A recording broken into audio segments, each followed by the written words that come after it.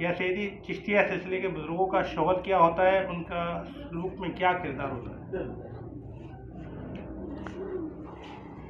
نہیں، ہاں، شغل یا شغل جو ہے وہ مصروفیت کو کہتے ہیں ویسے عام طور پہ، عام رواج میں بھی آپ کی مصروفیت کیا ہے. تو ذکر کے ساتھ ساتھ مراقبہ جو ہوتا ہے نا، صوفیہ کی زبان میں مراقبے کو شغل کہتے ہیں اور شغل کہتے ہیں. اب وہ ایسے کرنے کی چیز ہے، جیسے یعنی عملی طور پر پریکٹیکل کرنے کی چیز ہے. وہ مختلف ہیں، یعنی اللہ تبارک و تعالیٰ کے جو یعنی آثار قدرت ہے مخلوق میں، اللہ تبارک و تعالیٰ کی جو نشانیاں ہیں ان کو دیکھ کر توحید کے بارے میں اپنا کانسیپٹ کلیئر کرتے رہنا، اس کو شغل کہتے ہیں. جیسے بعض لوگ آفتاب کو دیکھتے ہیں تو شغل آفتابی.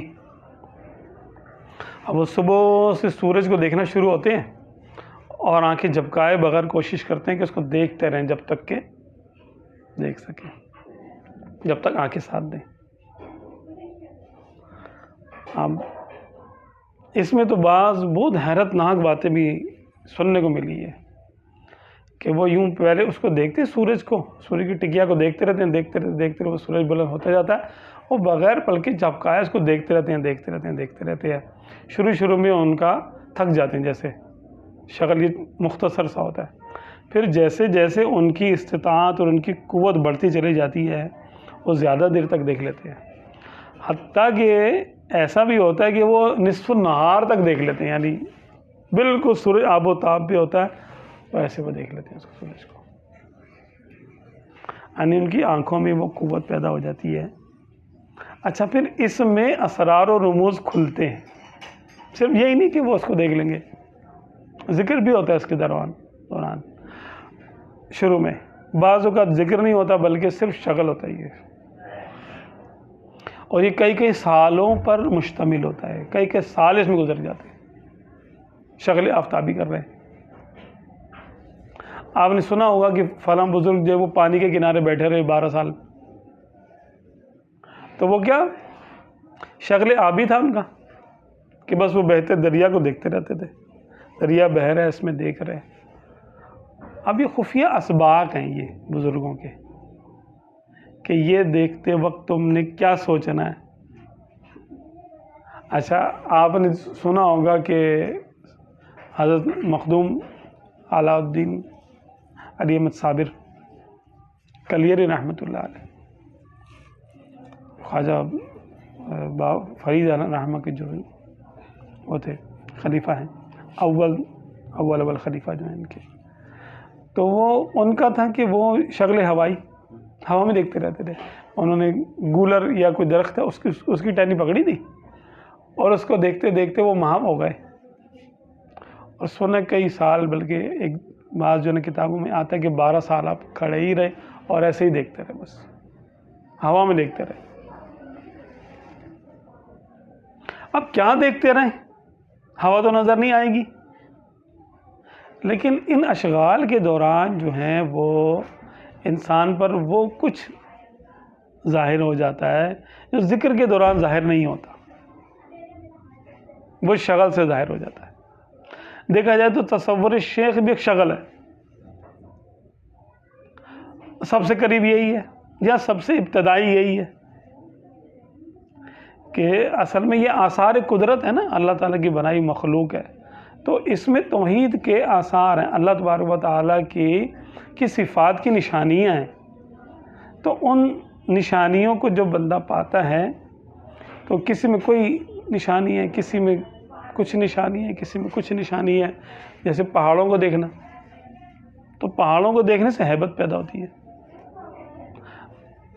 ٹھیک ہے، اور اس میں قیومیت ہے، جیسے کہ قائم رہنے والی چیز، قیومیت کی صفت ہے اس کے اندر۔ پانی میں حیات کی صفت ہے، صفت حی، کہ پانی سے مردہ چیزیں زندہ ہوتی ہیں۔ اچھا، آسمان کو دیکھنا، یہ محیط ہے، شغل محیط، کہ یہ سب اللہ تعالیٰ کے نام ہے۔ محیط کا معنی جہاں جاؤ وہاں آسمان ہے۔ آپ پہاڑوں پہ جائیں، اس کے اوپر بھی آسمان ہے، زمین میں جائیں، زمین پہ آپ جو ہے نا وہ کریں، سفر کریں، زمین میں جہاں تک آپ جائیں گے اوپر دیکھیں گے آسمان ہی ہوگا۔ تو احاطہ کرنا، گھیر لینا اللہ تعالیٰ کی صفت ہے۔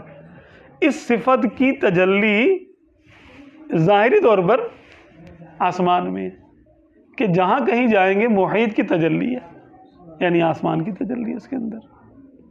تو یہ تجلیات الہی میں گم ہونے کی کوشش کرنا، یہ شغل ہے۔ اچھا، سب سے بڑا اگر کوئی شغل ہے، اگر کسی واقع دو عالم صلی اللہ علیہ وسلم کی زیارت ہو تو اس زیارت میں گم ہونا، کیونکہ سرکار صلی اللہ علیہ وسلم سے زیادہ بڑی علامت رب کی کوئی نہیں ہے۔ اس صورت پاک میں، اس ذات پاک میں جو صفات عالیہ اللہ تبارک و تعالیٰ کی جلوہ گر ہیں، ان کا عکس ہے، وہ کسی اور جگہ یکجا نہیں ملے گا آپ کو، اور کامل طور پہ نہیں ملے گا۔ جہاں ہے، جیسے آئینہ جیسا ہے وہاں ویسی شکل نظر آتی ہے۔ اگر آئینہ صاف ستھرا ہے تو شکل بھی صاف ستھری ہوگی، آئینہ اگر گدلا ہے تو اس میں صاف نظر نہیں آئے گا، دھندلا ہے نظر نہیں آئے گا۔ اچھا، اگر اس کے اندر اسکریچز پڑے ہوئے ہیں تب بھی صاف سمجھ میں نہیں آئے گا۔ لیکن آئینہ جتنا مجلہ اور مصفہ اور صاف کلیئر کرسٹل ہوگا اتنا اس میں نظر آئے گا۔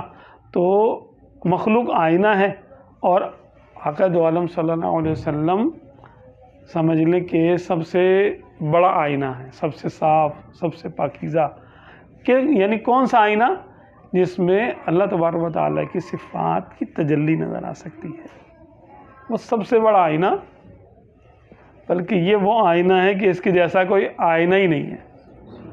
رخ مصطفیٰ ہے وہ آئینہ کہ اب ایسا دوسرا آئینہ نہ ہماری بزم خیال میں، نہ دکان آئینہ ساز میں۔ آئینہ ساز کہاں گے؟ رب تعالیٰ کو، کہ آئینے کو بنانے والا، کائنات کو تخلیق کرنے والا۔ آئینہ ساز کی یہ ایک دکان ہے، پوری کائنات، جنت، دوزخ، آسمان، زمین، فرشتے، باغ و بہار، ہر ساری مخلوقات، ہر قسم کے موجودات، یہ آئینہ ہے۔ اللہ تبارک و تعالیٰ کی صفات کی تجلیاں اس میں نظر آتی ہے۔ لیکن جو رخ مصطفیٰ کا آئینہ ہے وہ ایسا آئینہ ہے کہ ایسا آئینہ اور کوئی نہیں ہے، نہ ہماری بزم خیال میں، یعنی ہم جو سوچ رہے ہیں، ہمارے خیالات کی جو ایک بزم سجی ہوئی ہے، اس میں جو ہے نا ہزاروں، لاکھوں، کروڑوں تصویریں ہیں، ایسی رخ مصطفیٰ جیسی کوئی تصویر نہیں ہے، نہ ہماری بزم خیال میں، نہ دکان آئینہ ساز میں، نہ جو آئینہ بنانے والا ہے اس کی یہ جو دکان ہے کائنات، اس دکان میں دوسرا کوئی آئینہ ایسا نہیں ہے جیسا رخ مصطفیٰ ہے۔ تو شغل شیخ، تصور شیخ، اسی طرح تصور رسول صلی اللہ علیہ وسلم۔ پھر اگر کسی کو یعنی تجلیات الہی میں سے کچھ نظر آ جاتا ہے اور وہ اس کو رہ جاتا ہے یاد، تو اس میں گم ہونا، یا پھر ظاہر میں دیکھیں گے تو آسمان ہے، زمین ہے، سبزہ ہے، پانی ہے، سورج ہے، چاند ہے، ستارے ہیں، ہوا ہے، ان سب کو دیکھنا اور ان میں خالق کی تجلی کو تلاش کرنا، یہ شغل کہلاتا ہے۔ اب ذکر کرنا شغل ہے، شغل کو نے کہا شغل زبان سے نہیں ہوتا، اچھا، کیا ذکر زبان سے ہوتا ہے، یعنی یوں سمجھ لیں کہ ذکر جب دل سے ہو رہا ہے تو وہ شغل ہے، سبحان اللہ، کیا بات، کہ ہم بس دیکھ رہے ہیں اور دیکھتے دیکھتے گم ہو گئے اس کے اندر۔